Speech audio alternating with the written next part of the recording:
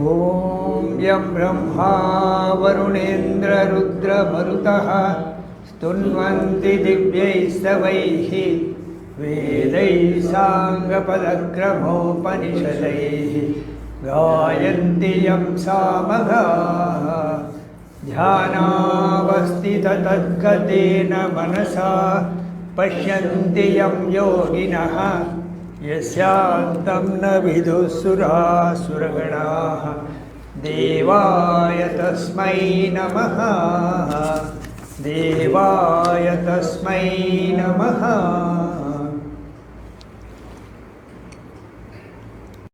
ಇದು ಬಿಟ್ಬಿಡಿ. ಸೊ ನೀವು ಹೊರಗಡೆ ಏನಾದ್ರು ಗ್ಲೋರಿಫೈ ಆಗಿರೋದು, ಯಾರನ್ನ ಯಾರೋ ಗ್ಲೋರಿಫೈ ಮಾಡಿದ್ರೆ, ಯಾರೋ ಮನೆಗೆ ಯಾರೋ ಕಂಪನಿ ಮಾಡ್ತಾ ಇದ್ದಾರೆ ಅಂದರೆ it is only the imagination and the mind and the intellect which is working. And ಹೊರಗಡೆ ಇರೋ ದುಡ್ಡನ್ನೆಲ್ಲ ನೋಡಿ, ಚಿನ್ಮಯ ಅಂತ ಹೇಳ್ತಾರೆ, the circulation of the entire ಇದು system being constant, circulation of money ಇಷ್ಟೇ ಇರೋದು RBI total. You want to become rich. How you will become rich?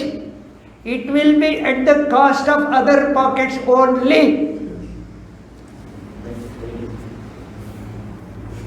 ನಿಮ್ಮ ಪಾಕೆಟ್ಗೆ ಗೊತ್ತಿಲ್ಲದೇನೆ ಕೈಯ ಅಡ್ವರ್ಟೈಸ್ಮೆಂಟ್, ಕಾರ್ಪೊರೇಟ್ ಸ್ಟೈಲ್.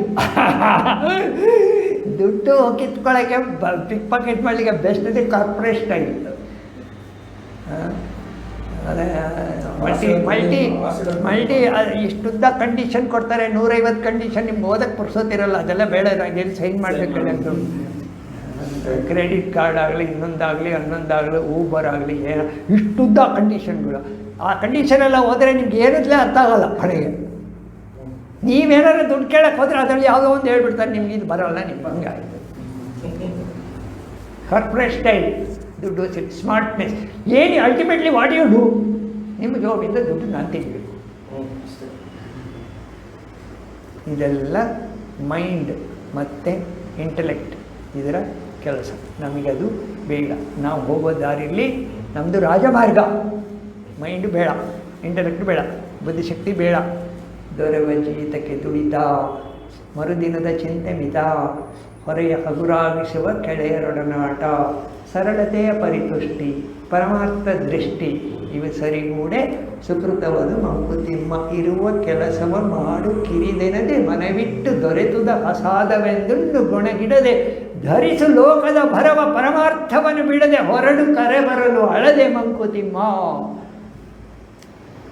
ಆರಾಮಾಗಿದ್ದು ಆರಾಮಾಗಿ ಹೋಗ್ತಾ ಇರ್ಬೇಕು.